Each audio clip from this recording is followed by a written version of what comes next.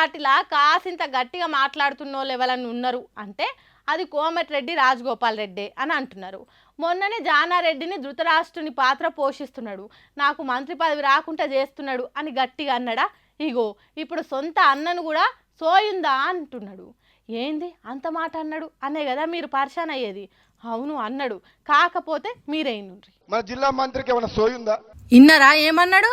ఈ జిల్లా మంత్రికి ఏమన్నా సోయి ఉన్నదా అంటున్నాడు. వెనక స్టేజ్ మీదనే కూర్చున్నారు ఆ జిల్లా మంత్రులు కోమటిరెడ్డి వెంకటరెడ్డి, ఉత్తమ్ కుమార్ రెడ్డిలు. అరే మమ్మల్ని గంత మాట అన్నాడేంది అని కూడా అనుకోకుండా తమ పనేదో తాము చేసుకుంటా పోతున్నారు. మరి ఆయన అట్లెందుకు అన్నాడు, వాళ్ళు ఇట్లెందుకు పట్టించుకోకుంటున్నారు అంటే రాజగోపాల్ రెడ్డి అన్నది ఇప్పటి మంత్రులను కాదు, మాజీ మంత్రి జగదీశ్వర్ రెడ్డిని మనసులో పెట్టుకుని అన్న మాటలు అవి. అవును, ఆ తర్వాత మాట్లాడిన మాటలు వింటే అర్థమవుతుంది. వెంకటరెడ్డి గారిని విమర్శించేది అసలు ఆయనకు ఆత్మ గౌరవం ఉందా? కేసీఆర్తో మాట్లాడే దమ్ముందా?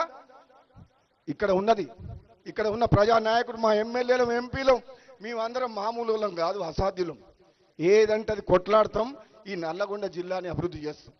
ఆ సత్తా ఇప్పుడున్న నాయకులకు ఉంది.